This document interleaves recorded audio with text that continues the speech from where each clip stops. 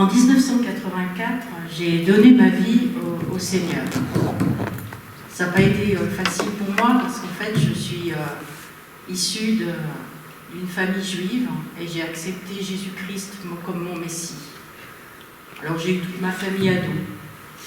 Je me marie, j'ai 3 enfants et en 1993, eh bien, mon mari décède et je me retrouve veuve avec 3 enfants. Pour moi, ce fut très compliqué parce qu'en fait, dans les moments difficiles, on compte nos amis et la famille n'est pas toujours là. Et quand j'ai perdu mon mari et que je me suis retrouvée veuve avec mes 3 enfants, eh bien, je me suis retrouvée très très seule.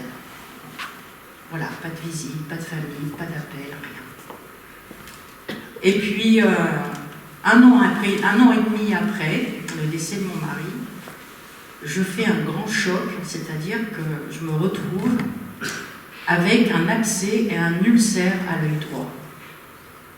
Alors, j'ai dit, Seigneur, voilà, j'ai perdu mon mari, ma famille m'a abandonnée, et là, maintenant, j'ai un abcès et un ulcère à l'œil droit. Qu'est-ce que ça veut dire avoir un abcès et un ulcère à l'œil droit? C'est un œil qui implose et qui, du coup, sous le coup de la tension, fait qu'il est devenu mort. Et donc, je suis assez découragée par ce qui m'arrive, donc je me retrouve hospitalisée au CHU de Grenoble, dans le coma. On m'avait fait des perfusions en grande quantité, des aiguilles qui mesuraient 10 cm à être rentrées dans mon œil sans anesthésie. De toute façon, je ne sentais plus rien, mon œil était mort. Et puis, je tombe dans le coma parce que la douleur est tellement insupportable. Un œil qui était informe, qui ne ressemblait plus à rien. Et puis, une douleur qui fait que du coup, le coma est un don de Dieu, c'est au-delà de tout ce qu'on peut supporter. Eh bien, le corps finit par lâcher. Et puis, dans mon coma, j'ai eu un moment de réveil. Je me suis réveillée, je me suis levée de mon lit, et puis, la douleur était tellement... elle irradiait mon corps, c'était vraiment très puissant. Mais j'étais vraiment en paix, je suis allée vers la salle de bain, et ma paupière couvrait mon œil, par réflexe de survie, je suppose, ou par douleur, je ne sais trop rien. Et puis, voilà que je soulève la paupière et je vois cet œil. J'ai dit, mais c'est pas possible, c'est une pupille blanche, l'iris jaune, enfin j'aurais pu tourner un film d'horreur, j'avais pas besoin de maquillage. Mais bon, je me dis, mais c'est pas possible.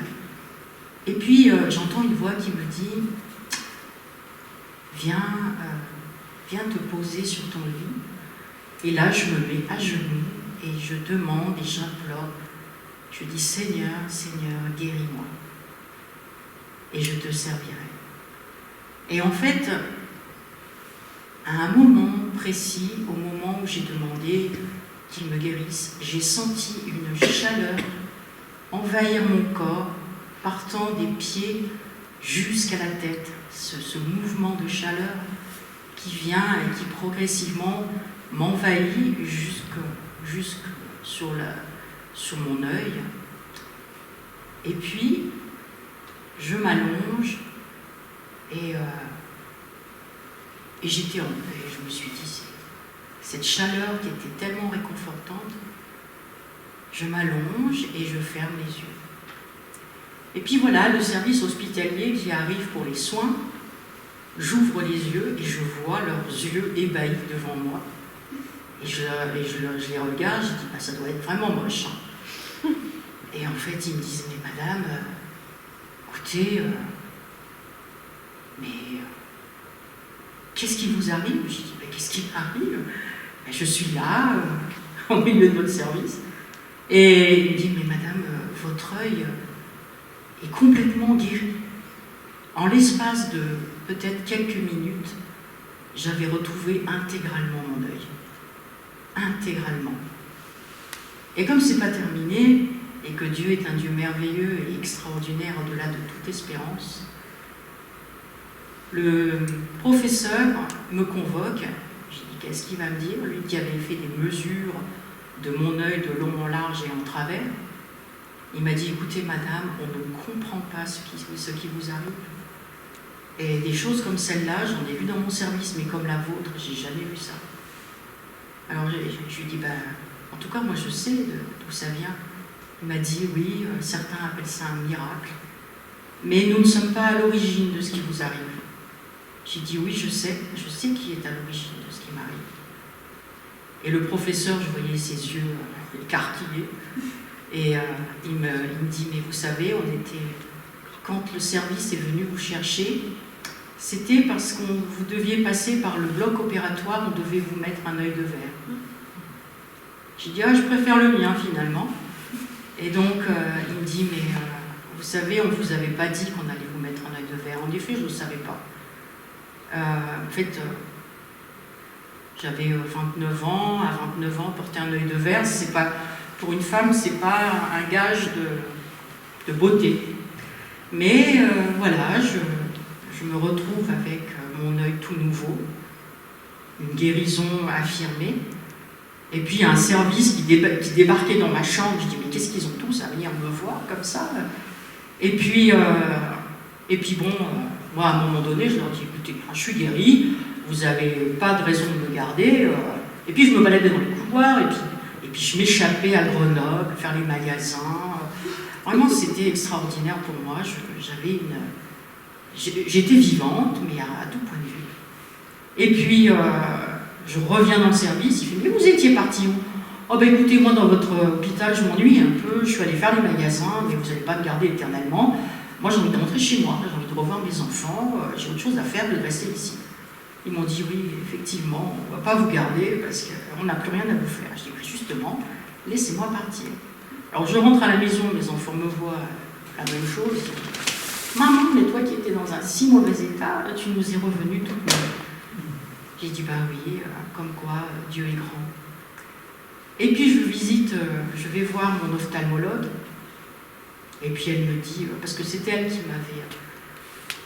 qui m'avait injecté un produit avec des aiguilles qui mesuraient presque 10 à 15 cm dans les yeux, dans l'œil. Elle me dit, écoutez, on va regarder ça, notre appareil, parce que ça me paraît un peu étonnant ce qui vous arrive. Et puis je pose ma tête, à l'époque on posait sa tête sur un support, et puis avec un globe, elle parcourait tout mon œil, et elle parcourait. Et puis elle me dit, mais madame, mais quel chirurgien vous a opéré de cette façon? J'ai dit, pourquoi?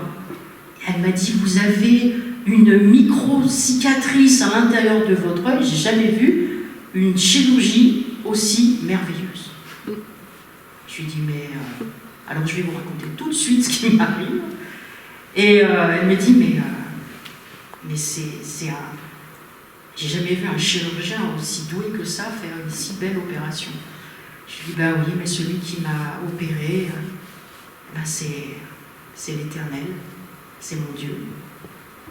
Et puis elle me dit, puis c'est pas terminé, votre Dieu apparemment il fait pas les choses à moitié. J'ai dit, bah sans doute. Elle me dit, vous aviez 2 sur 10 à votre œil, vous avez 9 sur 10 aujourd'hui.